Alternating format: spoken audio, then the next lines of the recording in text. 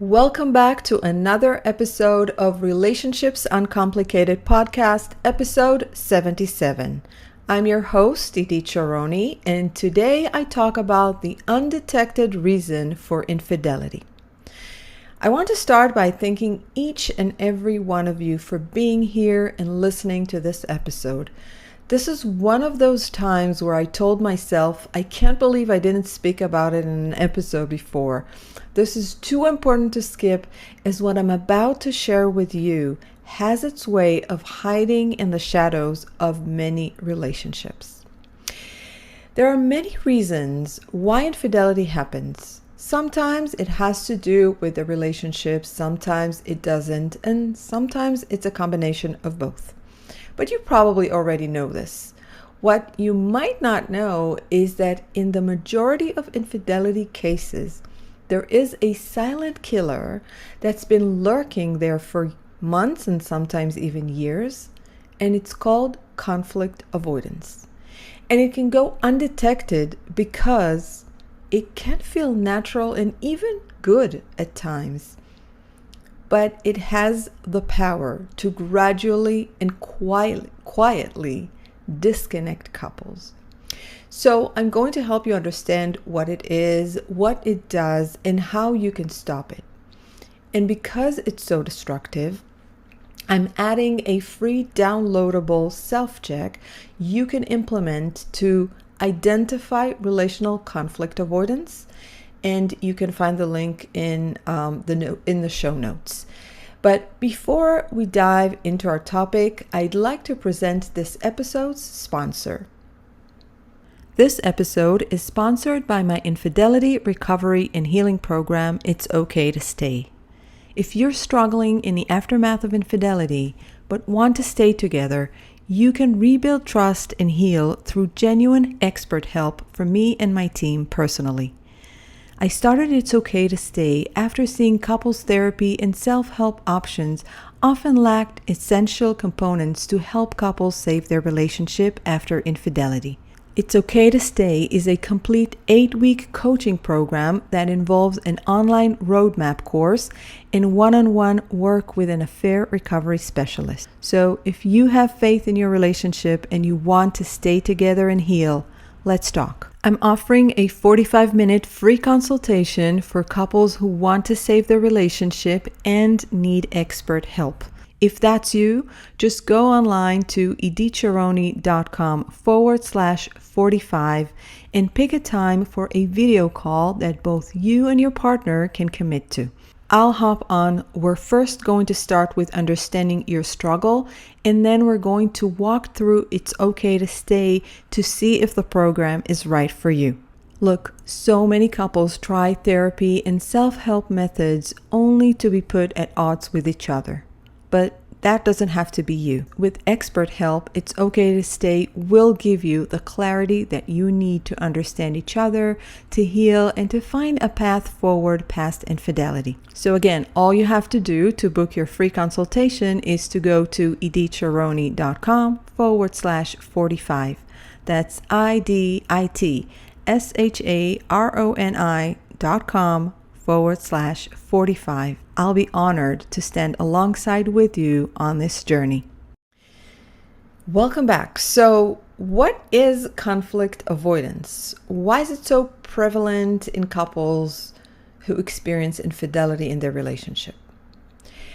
Lately, I've been doing a little research of my own. I've been asking couples who interview for our infidelity recovery program to describe their relationship before infidelity in a few sentences. The answers I'm getting vary, but one element keeps repeating over and over. People who describe their relationship prior to infidelity as good, strong, full of respect, healthy, etc. also add that communication was missing. Strange, right? You'd expect that couples who describe their relationship as good and healthy to also feel good about their communication and ability to communicate with each other. Here's the thing. We created a belief that no fighting, no arguing equals health in a relationship, right? And so we somehow measure health in modern relationships through one lens: confrontation. Go ahead and, ask yourself, ask your friends, is confrontation good in relationships? Most will say no. I'm sure if you ask yourself, you're going to say no, it's not good, which is not entirely wrong. However, do you know what's worse? Avoidance. For many years now, we taught our kids not to be confrontational, sending the message that if you don't have anything good to say, don't say anything. I think we did this mostly with men, by the way. A confrontational man is seen as aggressive, and modern relationships do not tolerate aggressiveness very well. So what we've learned is to keep things to ourselves. If, number one, it's negative, number two, it's a complaint, number three, it's vulnerable. So we got really, really good at keeping things to ourselves because we think it's just going to turn into another argument, or we're not going to feel heard or understood, so why share? And sometimes because we might seem crazy, irrational, sick, disgusting, and just not good. And so what we're going to do is naturally or unnaturally avoid that conversation, avoid that connection. Now, most of the couples I speak to or have worked with experience some level of conflict avoidance in the background of their infidelity that caused, knowingly or not, a disconnect. One or both partners stopped sharing on a deeper, more vulnerable level with their partner and started keeping things to themselves. And when you get used to keeping things to yourself, as Shirley Glass says in her book, Not Just Friends, it becomes easier to have more secrecy. But that is not all. Because when you feel like you can't share on a deeper level, you can't share your complaints about the relationship, you can't share about outside stressors at work, with your boss, with other family members, with friends, or you can't share about your dreams and aspirations, which I believe is probably the most sensitive. I believe we're most sensitive and we're most vulnerable when we share about that. So if you feel that you just cannot share on those deeper levels, you sentence your relationship to superficial connection to keep the peace. Now I'm going to repeat that. When you cannot share on deeper levels, or at least you have the feeling that you cannot or should not share on deeper levels, you sentence your relationship to superficial connection to keep the peace. Now, what is the superficial connection that keeps the peace? It's that feel-good relationship, that quote-unquote healthy relationship where people don't fight. And so what I hear many times is, oh, we almost never fight. Or, we're missing communication. We're really good. We're a really good team. We're really good parents, and we know how to handle things, and we're on the same page. But we're missing communication. And what these couples tell me, in other words, is that they keep on the surface, they keep the peace. Everything is okay, so they don't necessarily have to fight. But underneath the surface, where the deeper level of connection, communication happens, is where they're lacking. And that is conflict avoidance. Now, why is it essential to stop conflict avoidance for the healing and trust building after infidelity? Now, so I talked about what happens before before, what happened before as a background. But now I want to talk about why is it so essential to fix that? It is essential because according to the majority of studies about healing after infidelity, no healing can start before the pain is heard. This is why it is one of the first steps that we take with our couples in our infidelity recovery program. We guide our couples through hearing the pain in a very, very different way than they have before. So it's not that you don't hear the pain. It's not that the hurt partner doesn't say, I'm in pain, it hurts. It's not that you can see them broken, crying, not being themselves. You can see that, but the conversation about it is usually a conversation of more conflict avoidance or defensiveness. And so one of the things that we do is we change that game or dance, vicious dance. Now, I'll add to that from my experience and say that the healing cannot continue if the couple will not make it comfortable to be vulnerable with each other. Yes, those two important words, comfortable and vulnerable. These two, by the way, have become so conflicting, right? Essentially, what I'm asking you to do is to become more comfortable with vulnerability, which is almost counterintuitive, right? But not as a one-sided offering, but as a joint effort. When one becomes more vulnerable, the other makes it comfortable. And when one makes it comfortable, the other can become more vulnerable. This is the essence of relational healing. One is nourished by the other in a beautiful, endless cycle. So when couples are healing from infidelity, they can start with hearing the pain of the hurt partner and allowing healing conversations to happen around it. Then, once it's safer to be vulnerable, the partner who was unfaithful can open a deeper channel and offer a new access to their inner psychological world to their hurt partner. This will help complete a new cycle of deep-level communication that can continue and replace conflict avoidance. When our program couples reach this stage in the program, there's often tears, mine too, by the way, and these are tears of sometimes release, sometimes joy, but mostly tears of safe vulnerability. It's finally safe to be vulnerable here with you. And that vulnerability, that safe vulnerability, did not exist in the relationship for a long time. So the tears are here. It is finally, we can do this. And when couples get to this stage, it makes me tear up because I sense their, how moved they are to finally get that ability back.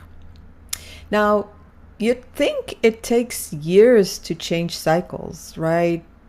However, neuroscience studies prove that we can change behaviors and cycles in a matter of hours.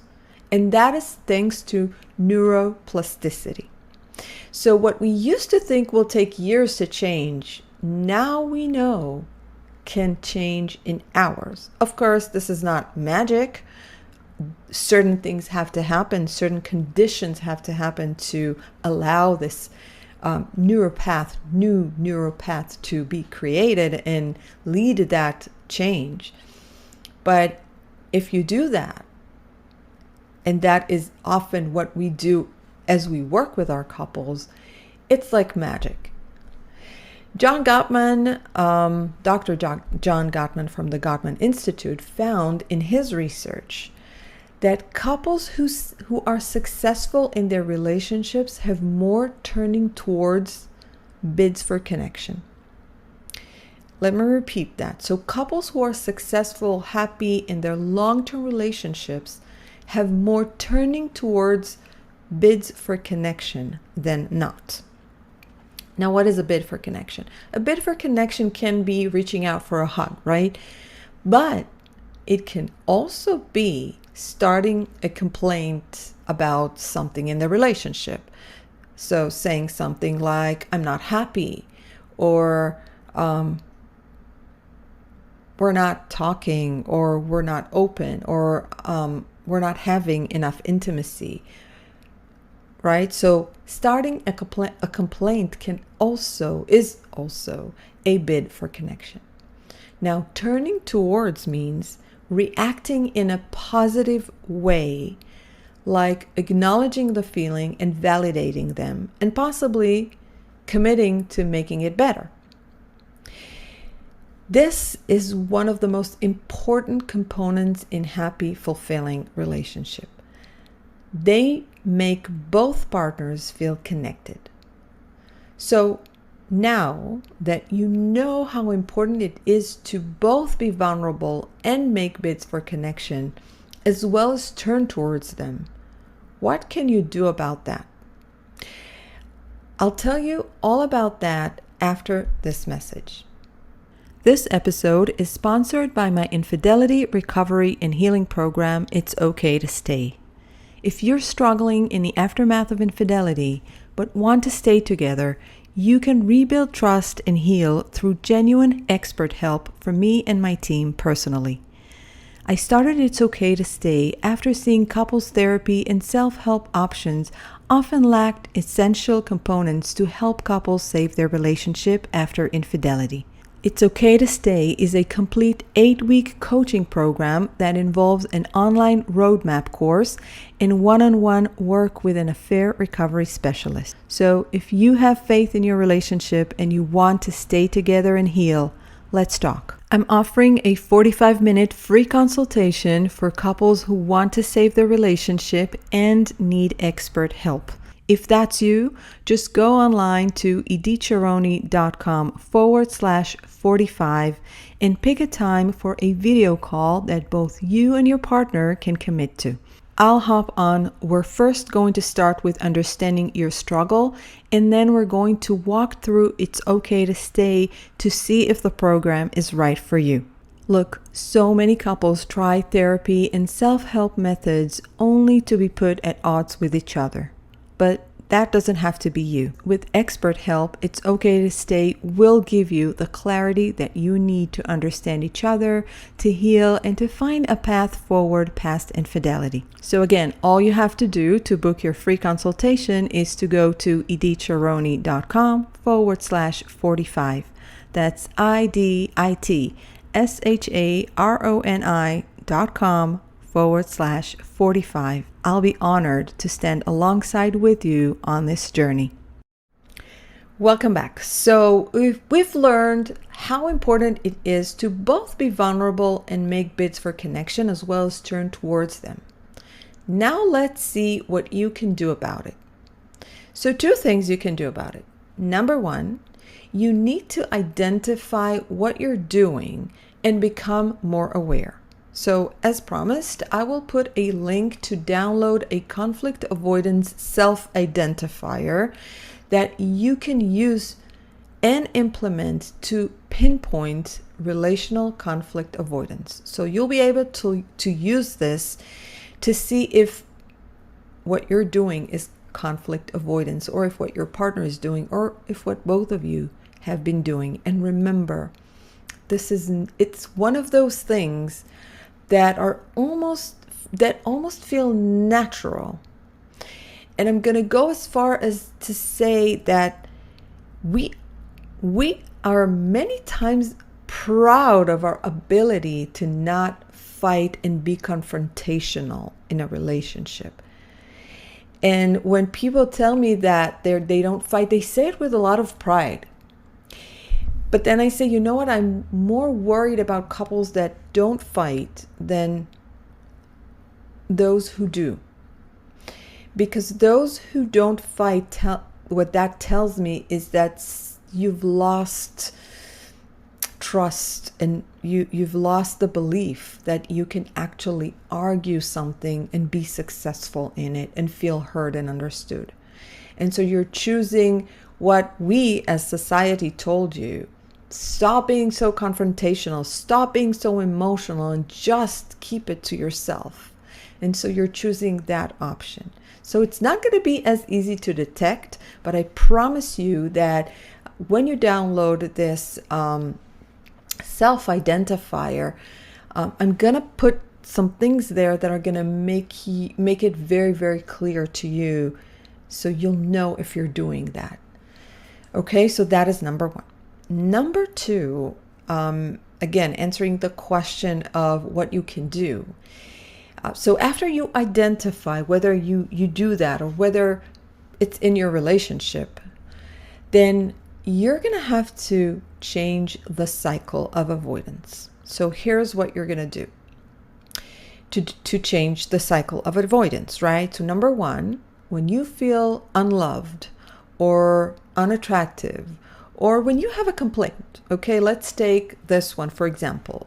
When one of you feels unloved or unattractive or just not wanted, and you say something to your partner about it, you are making a bid for connection. So if this is not your go-to, and when you feel unwanted or unloved, your tendency is to be more silent, what I want you to do is take the courage to say something about it, right? You can say, I feel unloved lately, right? So this is making a bid for connection. Now, number two, if your partner ignores you or reacts with defensiveness, denial of your feelings, or if they start an argument about it, they are turning against that bid for connection. And so if you're the partner who is hearing this, what you want to do is exactly the opposite. Do not go against it. Go towards it. When you end up in constant arguments or fights, you will at some point get exhausted and you'll start the conflict avoidance. And you know where that leads you. So make sure to turn towards your spouse's bids for connection. Now, I talk more about this in one of the blogs that I wrote lately that I'm going to add to the show notes. It's called Advice from a Couples Therapist, How to Turn Towards Your Partner, Not Away. So I hope that you can maybe look into that and get some more ideas on how to do that. Okay, so I really hope that this was helpful to you. I'm so happy that I had a chance to record this episode, as I know it's going to help so many couples start their healing process from a place of understanding why they've been in this situation, why it felt so natural, why they're so caught by surprise when they heard about the infidelity. But if you feel that you'd like more hand holding and kind of going through this process with more guidance, you're not alone. We've worked with hundreds of couples and would love to work with you. So let's talk more about it on Zoom. Make sure to book a call with me and I'll definitely walk you through this process. Okay, so time to say goodbye. Please don't forget to subscribe to this podcast so you can get alerts when each episode is out. And I'd love it and really, really appreciate it if you can rate the show on Spotify, iTunes, give us a review anywhere you'd like to listen to your podcast so we can get to as many couples as possible with this valuable information. Have an amazing rest of your day or evening. I can't wait for our next episode. Thank you for being here. Thank you for listening, and bye for now.